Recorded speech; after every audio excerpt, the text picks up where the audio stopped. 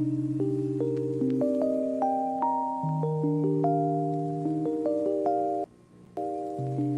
everyone, and thanks for tuning in. I am Coach Sherry, and I was trying to play some background music, but it's not playing. So I'm just going to forego that. Welcome in, and today is day 87 of the Going Live Every Day for 90-Day Challenge. Oh, okay, it was playing. So let me go back to it because I did want to play. All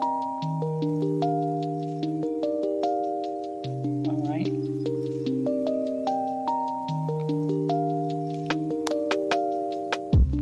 I can't do it.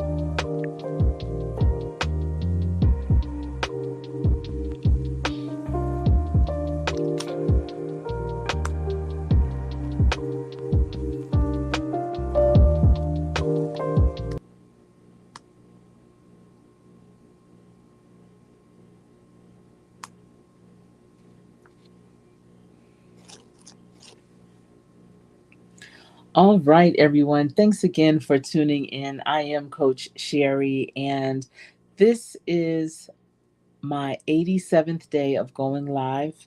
And I just want to thank you all for rocking with me, for being here in the live, and for coming back and checking out the replay. I cannot thank you all enough.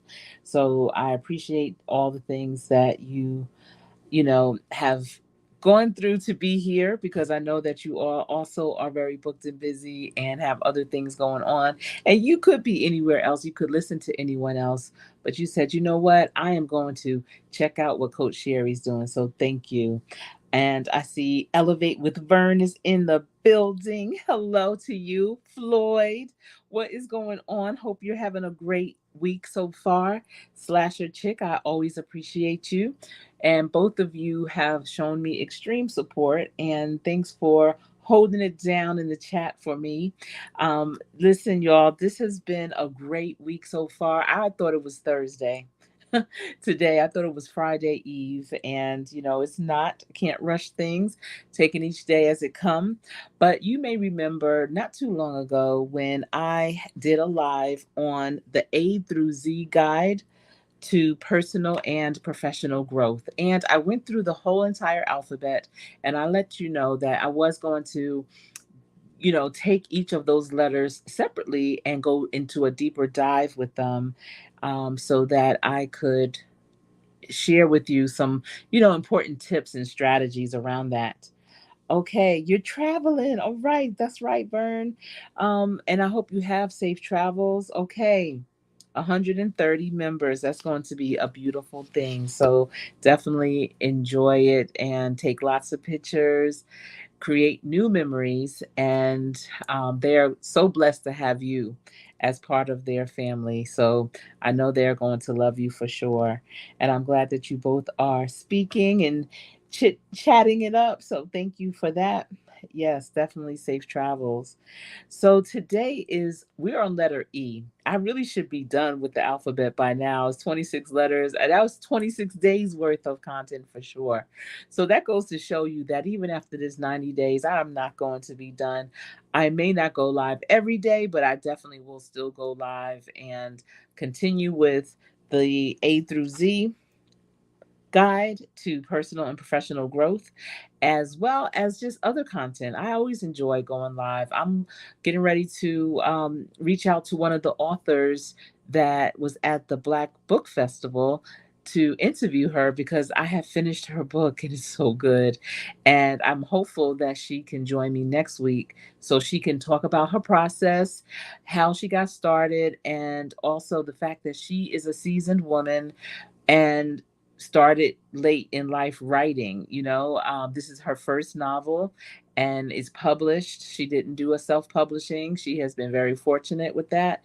And just her storytelling technique, So I definitely want you all to hear her story. I think it will inspire those of you that are on the fence about starting a book, writing a book, or any of that. And her story is based here in Charlotte, which really intrigued me. I love reading fiction books that are based where I'm from or at or have been, because I can kind of visualize it even that much better. Yes, thank you. I can't wait to do a slasher chick. I know that you will. Yes. Yes. And Elevate with Vern, I know that you are in the process of writing a book, so she might be able to give you some tips. Even though she writes fiction, everything is transferable. Some of the methods, maybe even how she was able to get that publisher, different things that will help you along your journey.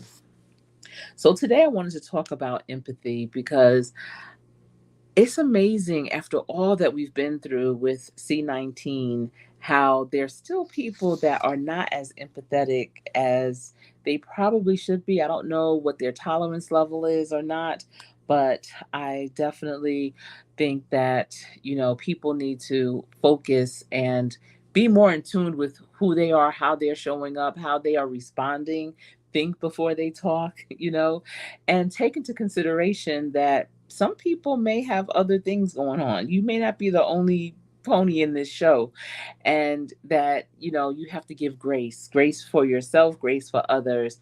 But again, you don't want to abuse that grace either. So as I go through the different tips and things for how to be more empathetic and bring more empathy into your life, I'm also going to talk about how you can protect yourself, with it.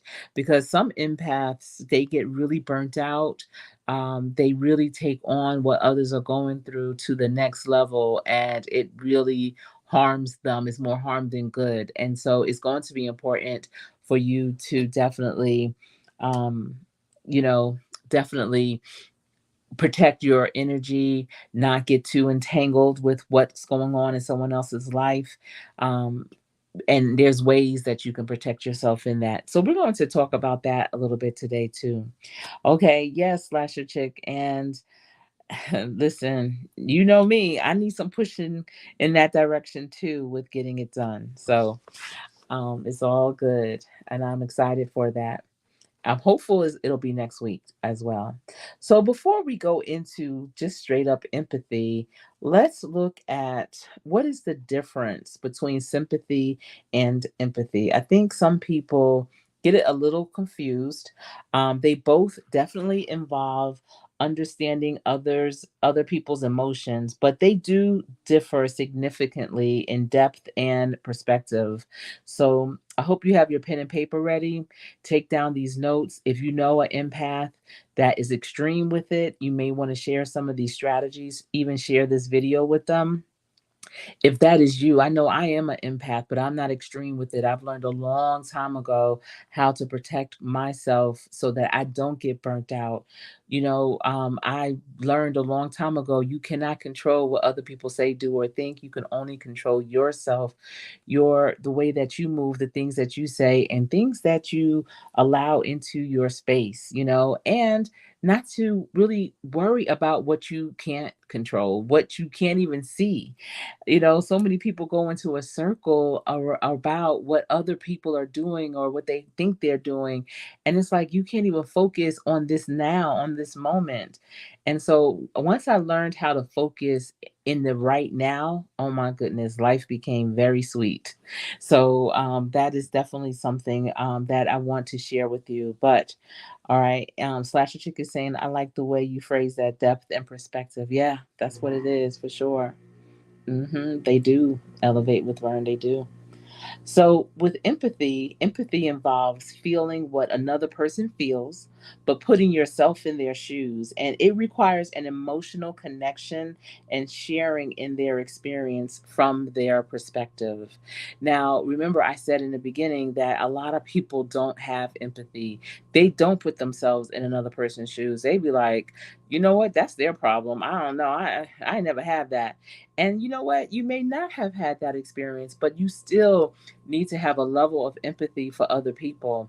I was contracted to do training for a school district. It was a small school district. It had one elementary, one middle, and one high school. And the superintendent of the schools wanted all of the families to have a very similar experience, no matter if their student was in an elementary, middle, or high school. And so they hired me to come in and do some training, not for the teachers. Teachers and, that type of staff at a school, they get professional development all the time. They have those teacher work days. And typically, if you are in education and you can attest to this, on those teacher work days, they typically will have someone come in maybe in the morning or the afternoon to do some type of training for all the teachers. So they have different ways of developing themselves, even personal development. But that support staff, that line staff, those people that work in the office that are the front line, they're the first people that the family even sees, that the students see first thing in the morning when they walk into the building. Those secretaries, those administrators that are right there, they typically don't get that type of development. I don't know why. And when this superintendent contracted me to do this training, I thought it was a brilliant concept, um, because they get burnt out. Administrators, they deal with so much at the door. The students come in, they may have had something terrible that just happened to them or happened to them the night before or another family member. They may come in hungry.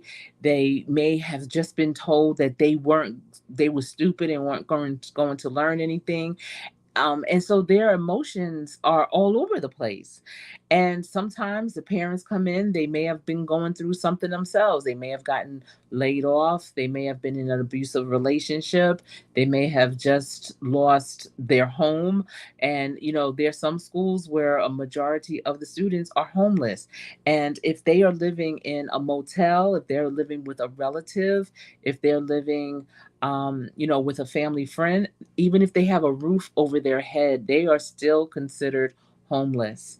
If they don't have their own space, the parent with their name on the lease or the mortgage, and they're living under someone else's roof, that's considered homeless. And so there's a lot of that going on, and you just don't know what the situation is. And because some people get burnt out, sometimes they tend to treat other people in some kind of way. They definitely become less empathetic, and so they just, they needed to have some type of personal development to help them through different scenarios.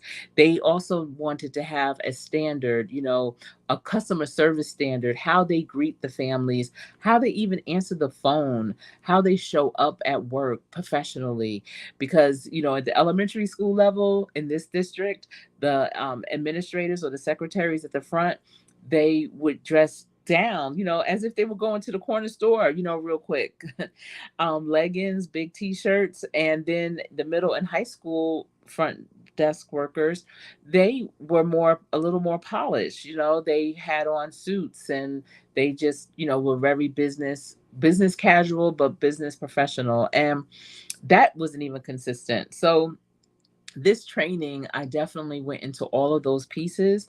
But one exercise that I did was a walk in my shoes. And I cut out shoes, like, the soles of a shoe, from paper, not a literal sole of a shoe. And I put different circumstances that a person may be going through in life. And I gave each of the administrators, it was probably about, I'm trying to remember. It was 8 to 10. I can't recall the exact number. Let me think. It was a kind of a big room. No, it was like it was 10 to 15 in there, and I gave each of them several souls. And in on each soul, it was a circumstance, it was abuse, it was hunger, it was poverty, it was death, it was um early pregnancy. It was a lot of different things that I could think of, right? And as they were walking, they were reading them, and then I had the full stack. So as they're reading what they had in their hand to themselves, I'm also reading out loud, and it's a walk in their shoes. And I told them these are some of the things that your students and their families are going through, and you have to develop that empathy when they come in. Your face, your smiling face may be the only smiling face they'll see for that day, or the first that they will see for that day. The saying hello to the parents, letting them know this is a safe place for your child, that needs to be the message across the board, up all three levels of schools. And so they I mean, it brought them to tears as they were walking around. It was a old, like a long table, and on that table, as they were reading to themselves and I was reading out loud, and I had soft music playing as well. So it was a lot of stimulation, a lot for them to take in, but they took it in, and it was eye opening for them. And sometimes that's what it takes. So empathy, it involves the feeling of what another person feels by putting yourself in their shoes. Involves recognizing and understanding someone else's emotions from your own perspective.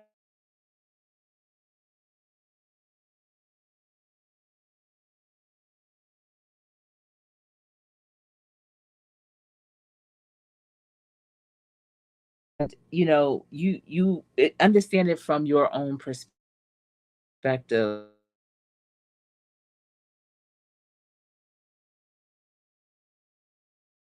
Goes, oh, all right. But the thing with empathy is that empathy fosters deeper connections by just really engaging with others' feelings, while empathy maintains a more detached, surface level understanding. So you're really just, I hear you, I get it, but empathy is really going deep and feeling it as well. All right. And that's why, towards the end of this, I am definitely going to share with you some strategies of how not to be too much of an empath. All right.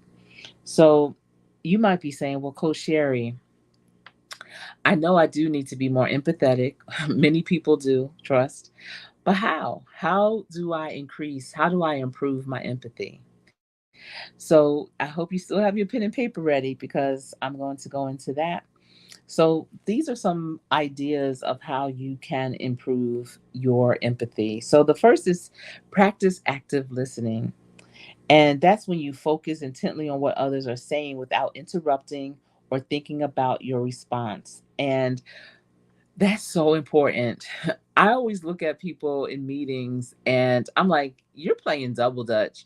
You're not even hearing what this person is saying. You're just waiting for your turn to jump in. And when you jump in, you're gonna go at it because you didn't even really hear what they said. At the door, at hello, at let me tell you, you stop listening. And that's not a good active listener. Or you may experience conversations like this. It could be a conversation, it could be during a meeting when, as someone else is speaking, that next person is jumping in and interjecting their own thoughts, cutting them off, not allowing them to complete their full sentence or their complete thought. And that's not having empathy. That's disregarding who that person is and what they're feeling and what they're saying. Listen, sometimes some people talk slower than others, but trust, if you give them that opportunity to fully express themselves, they'll get it out. And there's appropriate times when you can interject, and it's not about cutting them off. It's about finding that pause, that long enough pause where you can then maybe insert and say something. All right. You want to reflect back what you hear to show you're truly listening. So, that's when you go into, so what I'm hearing is, or it sounds like, many people in situations, they just want to be heard. A lot of times people are not heard, especially in their personal relationships. In education, and if any of you are educators out there, listen, I understand. um, I'm an adjunct myself, so I get it. And I do it for workforce development and continuing education. And some people are so talkative. And I recognize that when they are that talkative, it's because it's because they don't have a voice in their personal life. You know, I see Charlene Hill is in the building. Hello, how are you? You had a great live yesterday. I really enjoyed it. Okay, I understand. Thank you for being in the background. All right. So you want to reflect back on what you heard and let them know that you heard them. That's being a great active listener. You know what? And reading fiction helps, believe it or not, because those stories allow you to experience different perspectives and emotions. And that also enhances your ability to understand others. You can't just go through life only reading, professional, personal, and professional help books. Read some fiction books, hear what other people's stories are. All fiction is based on something that's slightly real or definitely in someone's imagination. I mean, because there's some fiction books that's like, no, that could never ever happen. But it's still, it's the situations, it's the relationships that are even in those books. There's always some type of relationship, and what's going on in that relationship. Why does a person not feel loved? Or why are they so in love with the wrong person? Or how is that relationship evolving? Or how did that relationship, just how do they outgrow each other in that relationship? These are things you can actually read about in fiction books. So don't throw away those fiction books. All right, the next is ask thoughtful questions. And this is something that, as my children were growing, we definitely wanted them to ask thoughtful questions, not just take everything that they are told at face value. When they meet new people, already have a set of questions that you're going to ask them. Not these basic standard template type questions, but know who you're getting ready to encounter and determine, what are you curious about with them. If you know that you're getting ready to go to an event where there's going to be a speaker, the bio of the speaker, you should have some questions. How did they get where they started? What has been the most challenge? Listen to them and have those questions. Don't just listen and not have any thoughts or questions around it. And that helps with your empathy as well. All right. And you want to have open ended questions and encourage deeper sharing. And so, for those of you who are parents, listen, when your children come home from school, or now we're in summer, they may be at camp. Um, I know a lot of parents will say, "How was your day?" And your kids will say, "It was good." And then that's it. The conversation is over. And as a parent, you may go and talk to your friends and be like, "Oh yeah, my kids, they don't talk to me. I don't know what's going on. They never talk to me." Listen, when my kids were young and when they would come into the car, because we always drove them to school and everything and picked them up, I would say, "What was the thing that made you laugh the hardest today?" And they would be like, "What?" At first it was like, "What?" Because a little, I'm talking about first grade, kindergarten, second grade, third grade. What was the thing that made you laugh the hardest today? And then it got to the point where throughout the day they were looking for things that were funny. Listen, laughter is like food for the soul. If you can laugh at some point during your day, if you're not laughing every day, there's a problem. I love to laugh and I try to find humor in most things. And when I tell you, it makes me feel even that much better. So I always would say, what was that one thing that made you laugh the hardest? That's an open ended question. And then, they're retelling it to me, they're remembering it, they laugh again, and it's a good time. I mean, I would ask other open ended questions too, like, what was the most exciting thing that you learned today? What did you learn and you never even considered it? How old were you when you learned that? How people say, I was today years old when I learned that. But, ask those open ended questions. Don't just say, how was your day? That's hard for me to answer. Someone asked me how was my day. It was fine. It was good. That's too vague. Don't do that. All right. So then also, you want to challenge yourself with new experiences. Step out of your comfort zone to gain humility and appreciation for unfamiliar situations. That's when you are off balance. I always tell people being off balance is a beautiful thing because that's how you know you are growing. You are in a situation that once you get back on balance, once you get your footing right, what? You are going to be amazing. And there was something today, Slasher Chick, in your live, and you were saying that you didn't know it. It's something new that you was going to have to learn.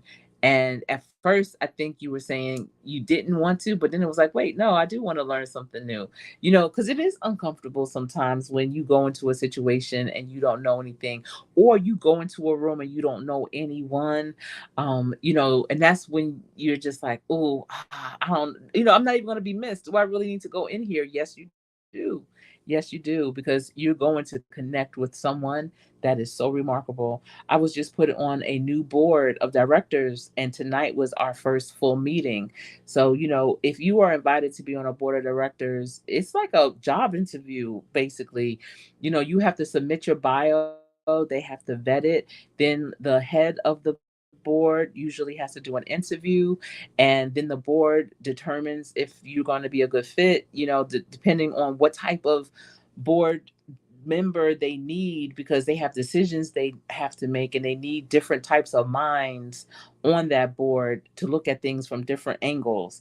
And then, so once I got confirmed, then I had to have board of director training where you learn more in depth about the organization, their financials, their goals, their visions, their missions, and what my place would be and my perspective. So, went through all that. And so today was the day that I met everyone, the whole board. And I don't listen, I knew one person when I before I started, and they all already knew each other. I mean, the board, you most boards, it's like a 2 to 3 years term, and you can extend it if need be or whatever. But they already knew each other. And it, I didn't know what to expect. I mean, I'm on other boards, and that's always the case. You don't know what to expect, but it was just interesting how they just threw me in head first. Like, all right, Sherry, this. What's your perspective? How did y'all handle that? And I wasn't expecting to have to really say anything. I'm like, I'm trying to figure out the lay of the land, but I liked that they submerged me like that really quickly. So that worked out well. And so Slasher is saying that her mom would always say, "Tell me about something you learned today." And I said nothing until probably high school. And I'll never forget it. It was when I finally got a concept in calc, and I was so excited to tell. Yeah, and so imagine if she would have asked specifically, like, did you have math today? What were some kind of problems that you had? Or was it easy? Why was it easy? Or something, or was it challenging? Just really digging deeper, and again, asking those open-ended questions. They are Sherry can do it, right? It's like, wow, you remember my Sherry can do it. My Sherry can do it. Oh, your head hurts. Oh, my Sherry, she could do brain surgery on you. What, mom? No. But that's how much confidence my mother had in me. So, yeah, this board is dope. Oh my goodness, it really is. The organization has always been an external partner of mine, and I've actually sat on several panels with the current executive director as well as the former executive director to it. And I'm just honored that I was selected to sit on their board. They are doing some big things, and it's just amazing. Um, you got to be ready to swim. You have to jump in head first. Look, I had my new career navigator coach to start yesterday. And when she started yesterday, I was like, so I really want to get to know you better, but I have a lot going on, and I don't know if I could just throw you in there or if we need to just chill today and just kick back. And she said, "No, I'm here to be thrown in. Like, throw me in." I was like, "All right." right. But of course, lacing it with the getting to know you better and styles and the onboarding process and all of that. But I was happy when she said, "Girl, throw me in." I said, "I know that's right." Yes. Yeah, see, and with Sherm, you only knew one person. See, I have to hear how the conference went too, because it was this past weekend in Chicago. I believe it was Chicago. Yeah. And how did you do, Vern? I would love to hear how you did at that presentation. That is huge. Yes, brain surgery. Yeah, she said, put me in. I said, what? That you one of my starting five? Hold on. So happy with her. My team is slow growth, but it's a nice growth, and everyone has their own strength, and together, like, our weaknesses aren't even going to show up because everyone is so strong in what they do, and it's such a supportive team now too. Just so happy with it. Okay, so you also want to interact with diverse groups, engage with people from different backgrounds to broaden your understanding of various perspectives. And that's another thing about YouTube. This is an international platform. And yes, other platforms are too. But with YouTube, with billions of people that have a channel, and not necessarily as content creators, but they have a channel, you know, but the ones that are content creators, go to some of their lives and listen to the conversations. I'm connected with someone who lives in India, and her lives, they speak English as well as Hindi. And I go and I look up phrases in Hindi so I can put them in the chat like that. And she's always like, "Oh my goodness, like thank you so much, Coach Sherry," because I just want to kind of like get that vibe. I'm trying to figure out what they're trying to say. And then it turns out I have a mayor's youth employment program intern for the summer. And she started today, and she's from India. And so her and I were talking about different cuisine. And I'm very curious about different cultures. I have a high level of curiosity in that area. And so, yes, Slasher Chick, I was also saying in your live how when I started my graduate program out of college, that they connected us with they call it like a language partner. We had to have be partnered with a student in undergrad that was from another country, and the one that I had was from Korea. And like we couldn't even speak on the phone because we could not understand each other. And this is, in the 90s. So mid 90s, early to mid 90s. And so there was no cell phone or anything or FaceTime or anything like that. So we had to meet in person. And that's how we were able to better communicate, because we can point, as we're talking about words, describing, we can maybe draw pictures. It was really good. And because it was up top by, Northern New Jersey and New York, she took me to authentic Korean restaurants, taught me how to use chopsticks. And when I tell you the restaurants were authentic, I was the only American in the building, and I took her to soul food restaurants, invited her to our wedding ceremony, and it was just really amazing, like our connection. And I just really enjoy hearing the differences as well as the similarities. I had taken a class on um oh my goodness. This is recently, like during COVID. Oh my goodness. I wish I could remember the name of it. Wait. I can't recall the name of it. Wow. But it was about basically about diversity, equity, inclusion, but that's not what it was called. And you know, I was the only listen person of no, it was two other black women in the class, but that was it, and me. And it was about 25 students. And remember, it was a virtual class, and we all had to do a presentation on some aspect of inequality, housing, jobs, education. We just had to select or whatever. And I remember with mine, I talked about Tulsa, and I was surprised, Black Wall Street. And I was surprised they didn't know about it. But my thing was, I'm not going to just say that, that Black people in America just live in ghettos, just live in projects. First of all, what's a ghetto? What's a project? A project is an apartment complex. Why can't we call it that? Why can't we change the narrative? But, I wanted to let them know my people, in terms of Black people, are brilliant. We come from royalty. We have it going on. And when we can recognize that and own that, we can stand up so straight and tall. Oh my goodness. And so I was so shocked that the majority of the class had never heard of Black Wall Street. But I'm like, this is how we were living when we built our towns, when we built our communities right after slavery. Oh, we was building it for real. But they got burnt down. Racism happened and they burnt down. My point to them was, we all want the same thing. You want safety for your family, so do we. You want to have financial freedom, so do we.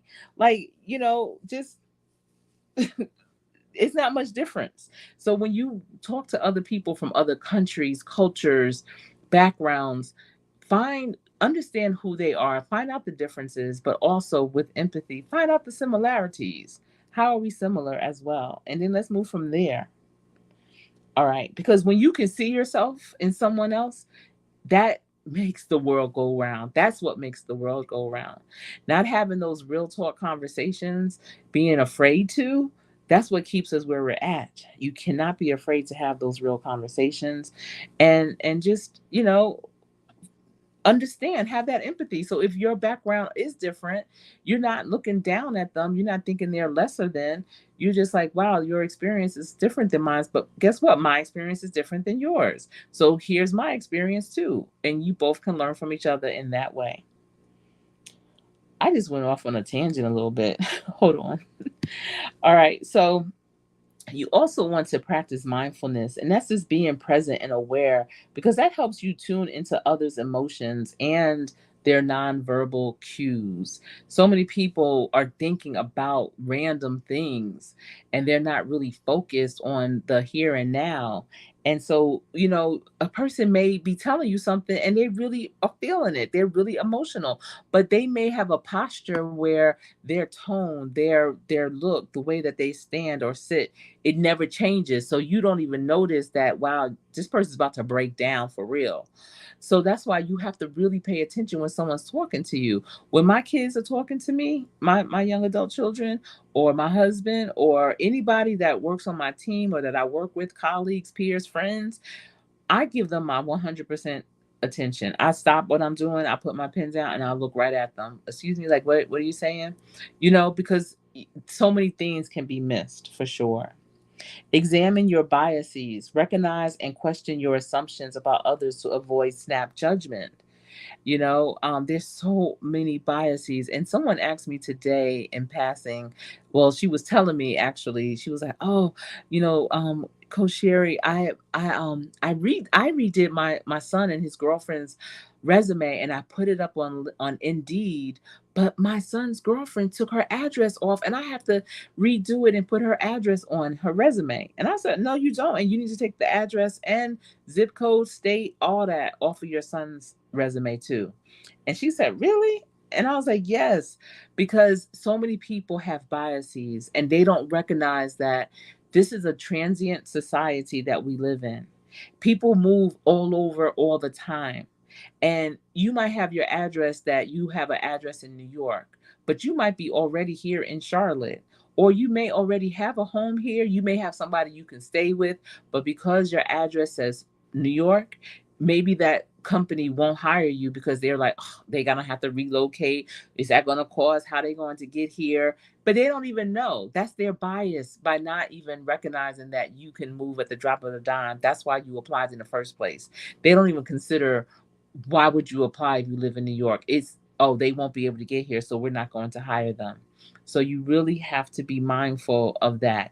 And I said also, if you do live near or in the city that you're applying to, they might look at your zip code and have ill will feelings about the area that you live in, and talk more about that than you and what's on your resume.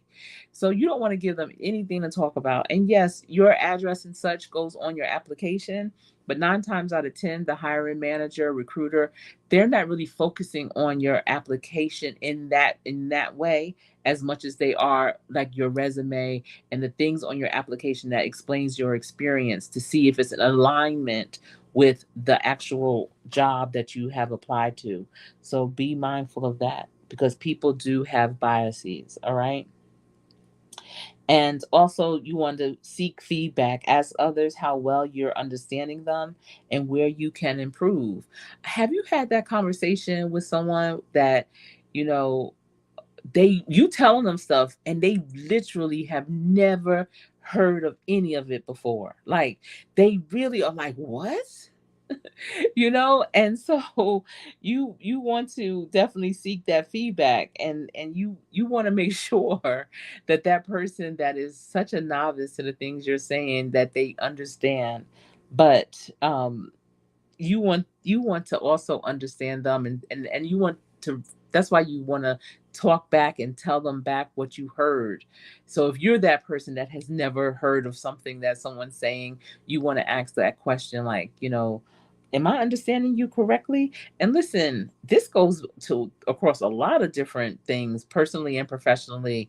If there's a new idea, a new concept that your team is about to implement, and maybe one person on the team has experience in it, they've done it before somewhere else though, and you've never seen it, but you're about to do it right here too. If you don't completely 100% understand what they're trying to do because of their previous experiences, have enough, empathy where you're excited, like, yeah, I want to do it, but also ask for feedback and say, you know what, I want to improve and be able to understand where you're coming from on a professional level. So I'm trying to understand, is this what I'm thinking, what you're saying? Ask those questions and pay attention to the nonverbal cues. Observe their facial expressions, gestures, and body language to gain deeper insight into that other person's feelings. Now, if you are just meeting somebody for the first time, one and done, that might be more challenging. But if you work on a team, if you are in a personal relationship, you need to understand people's nonverbals. You need to be able to see the way that they might be their shoulders might be rolled over a little bit too much, that something heavy is on them, like what's going on, and have that empathy to go to them and say, is there something I can do? What you need to talk to somebody?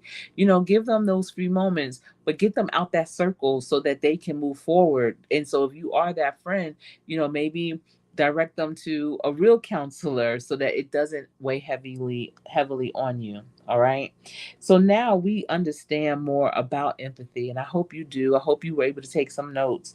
But as you become more empathetic, you want to avoid being too much of an empath, because that really can, you know hurt you more than help anything. You want to avoid being overly empathetic, but still maintain your compassionate nature.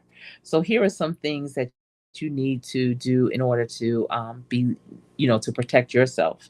And that's setting clear boundaries. And remember, boundaries was the letter B for this whole series of the A through Z guide to personal and professional development and growth. So if you want to know more details about boundaries, you can check one of my previous lives or my podcast on boundaries. All right. So you want to set clear boundaries, learn to say no when you need to, and limit time spent with emotionally draining people. And that's why I'm saying, when you can read somebody's nonverbals and you see that they are in a moment where they might need to, talk it out for a moment with you or whatever, listen to them for a moment. Don't let them dwell there, and you get them out that circle. And if you can't get them out that circle, you definitely want to recommend another level, a counselor, a therapist, or some type of support that you might be able to give, but you just can't at that moment. So you have to set those boundaries. And so many people don't. They just are like, Yeah, let me get all in this with you. Let me, like, bunker down with you and get into it. And they have then you got stuff going on in your life too. So you have to be very, very mindful. Mhm. Let me see, going back into the chat. All right. And so Charlene is saying, can you do a live on tools children can use to express anger in a positive way? Yeah, that's a good one. I'm gonna write that down.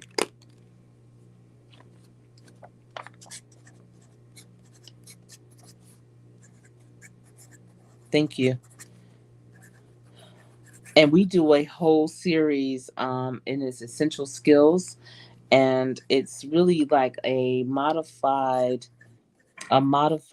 emotional intelligence that is more in layman's terms, with exercises and with examples, so that a lot of times, especially with young people or people that just maybe didn't receive that grooming that gets them ready for life. There's so many adults out here that are having challenges with adulting, but when they can see it for themselves through the life of someone else, or if it impacted them, and you show them the strategies of how to get through it, but talking them through it is important too, being right there with them and saying, like, instead of this, what else could you do?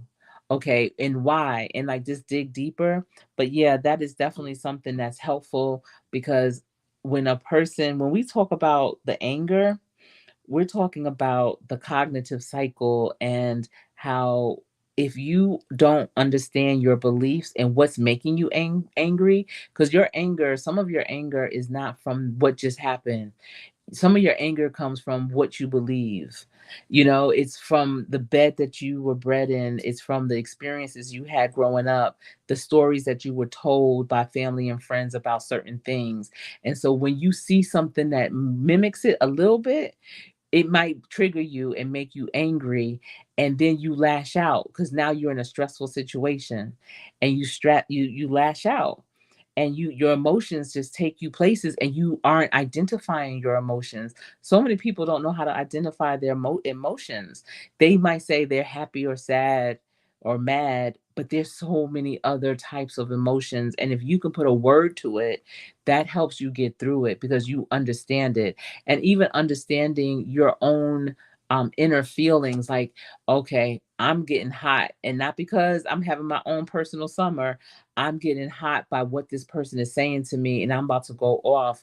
But I need to have more control over myself, because if I go off on them, my goal, because I have my goals right here. If I go off on them, I may not be able to achieve or acquire my goals, because I'm going to cancel myself out. I'm going to get locked up. I'm going to get fired. I'm going to be left behind. It's a lot of consequences when you allow your anger to overtake you. And if you really, like, hammer it down, it really comes down to what your beliefs are. And so you have to distinguish your beliefs, because all beliefs are not true, especially not for every situation. So, yes, there might be bad people out there, but guess what? Everyone's not bad. There might be prejudiced people out there, but guess what? Everyone's not prejudiced. So you have to understand that your belief is not the end all be all. And when you can decipher that, and then calm down. Like, listen, I gotta tell myself in my head real time. And sometimes I might say it out loud. My calm down is because I get so excited. I'm very excitable. And so even when I'm doing presentations, if I'm getting to a good part, I'll be like, okay, wait a minute. And I gotta say, like, calm down. Nobody else is gonna tell me. So I tell myself, calm down. So, it's just being that kind of having that level of awareness. But thank you, Charlene, for bringing that to my attention, that would be something that might be, that is necessary, not might be, but that is necessary. And I'm definitely going to look into crafting something for that. Okay, so you want to practice grounding techniques. You want to use mindfulness to stay connected to your own body and emotions, creating psychological distance from others' feelings. You have to be grounded with who you are. Don't get so caught up in what another person is going through, that you, as you are starting to, you know exhibit that, or it's starting to live within you too, and then you start seeing your life reflecting theirs. You have to really be grounded and practice those types of techniques. You want to identify whose emotions you're feeling. When you notice strong emotions, ask yourself if they belong to you or someone else. It's like going to lunch with someone and they are so angry about a personal situation that they're going through at home. And then after that lunch, you go to work, you go back to your office, and now you're angry. And it's like, wait, why am I mad? Have you ever had a conversation with someone and then you walk away from it, and then something happens to you, like nothing major, but just something, and then you snap, and then you think to yourself, why am I so mad? Why did I do that? And it might be because you're carrying more of what they've told you, shared with you, what you've experienced with them than you thought. All right. And so you want to develop a self care routine, prioritize activities that recharge you, like spending time alone or, with pets. If you love the mountains, if you love the ocean, spend some time, do some self care. You don't always have to be around a whole crowd. Learn to love yourself enough to be with yourself. And you also want to use visualization techniques. Imagine releasing absorbed emotions, like picturing them floating away. Just like look at them, look up at the sky and to see them floating up, like that, bye bye to that one. Release them. That's why they have all these different types of release things. If you go to a retreat, like they have couples retreats, women retreats. I don't know if men retreats do this, never been to one. But, sometimes after a lot of deep diving, self reflection, conversations, they'll have different release parties where you may write something on a piece of paper and put it into a barn fire. You're releasing it. You may put it in a balloon and release it. I know I was MC for this women's conference, and they had a prayer wall, and women were able to write down things that were in their spirit, in their heart, that they wanted prayer for, and they released it and put it on that wall. And so it's a lot of different ways that you can definitely release. All right. And you need to really focus on that and see which one would be the best for you to release the absorbed emotions. You want to be curious instead of absorbing. So instead of just always taking it in, be curious. Ask questions, and I had mentioned that before, to understand others' experiences rather than taking on their emotions. So have high level of curiosity. Strengthen your sense of self, maintain a strong identity, separate from others' feelings and experiences. The more you know, the more you know. So the more you know about yourself and what's going on in your world, in your relationships, personally and professionally, what your capabilities are, what you expect of yourself, what God expects of you, what you're capable of doing and being, then what other people are experiencing, you can hear it, you can see it, you can empathize, but you're not absorbing it. You're not making it who you are too.